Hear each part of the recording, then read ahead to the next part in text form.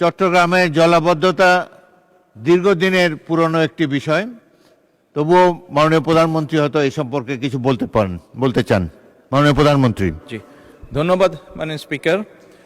মাননীয় সংসদ সদস্য, আপনি যেই সমস্যাটি বলেছেন, কালকে থেকে আমিও দেখেছি সংবাদ মাধ্যমে যে অতি বর্ষণের কারণে বিভিন্নভাবে চট্টগ্রাম শহরের বেশ একটি বড় অংশ তলিয়ে গিয়েছে বা মানুষ কষ্ট পাচ্ছে। মাননীয় স্পিকার, এই সমস্যাটি শুধু চট্টগ্রামে নয়, এই সমস্যাটি বলা যায় সারা দেশেই ছড়িয়ে আছে।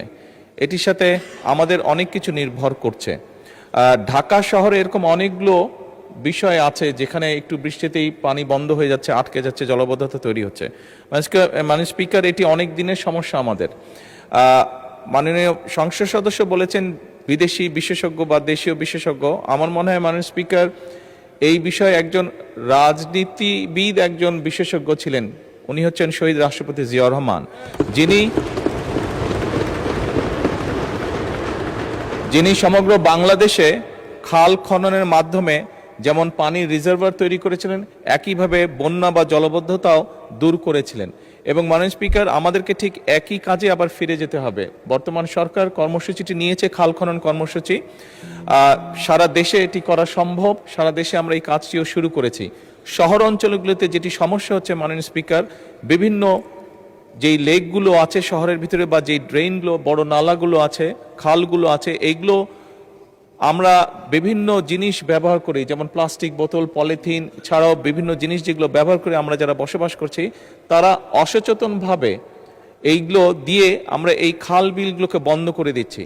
সরকার বিভিন্ন জায়গায় খাল খননগুলো করছে, এই ড্রেনগুলোকে ক্লিন করার চেষ্টা করছে। ঢাকা শহরে কয়েকটি করা হয়েছে, এর মধ্যেও বিভিন্ন ডিপার্টমেন্ট।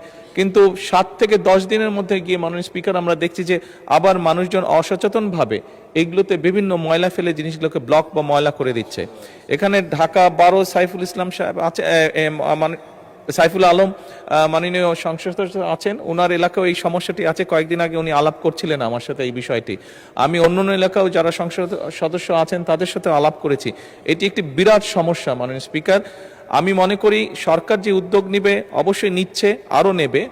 একই সাথে এখানে সকল যারা সংসদ সদস্য উপস্থিত আছেন, আপনার সকলের কাছে আমার একটি বিনীত অনুরোধ থাকবে, আসুন আমরা জনগণের সচেতনতা বৃদ্ধি করি।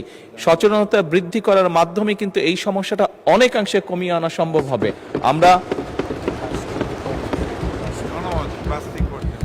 আমরা জনমত তৈরি করার মাধ্যমেই, সচেতনতা তৈরি করার মাধ্যমে অনেকাংশে এই সমস্যাটার সমাধান করতে পারবো। প্লাস্টিক বোতল বা পলিথিন বা আরও এই ধরনের যেগুলো আসে দ্রব্য আছে, যেগুলো দিয়ে ড্রেন বা নালাগুলো বা খালগুলো ব্লক হয়ে যায়, এগুলা কিভাবে আমরা ব্যবহার কমাতে পারি অথবা ব্যবহার করার পরে এগুলোকে প্রপারলি কিভাবে ডিসপোজ করতে পারি, এই বিষয়ে জনসচেতনতা বৃদ্ধি করতে হবে।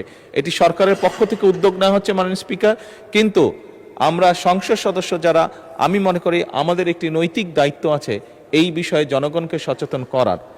একই সাথে আমি মাননীয় সংসদ সদস্যকে বলতে চাই যে এরই মধ্যে চট্টগ্রাম সিটি কর্পোরেশনের যে প্রশাসক আছে, ওনার সাথে আমার কথা হয়েছে।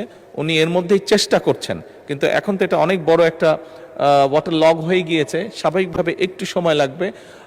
এই কষ্টের জন্য আমি আমার অবস্থান থেকে চট্টগ্রাম শহরে বসবাসকারী সকল নাগরিকের কাছে আন্তরিকভাবে দুঃখ প্রকাশ করছি। আমরা চেষ্টা করছি যত দ্রুত সম্ভব এই সমস্যাটা থেকে মানুষকে বের করে নিয়ে আসা যায়। মাননীয় স্পিকার, ধন্যবাদ।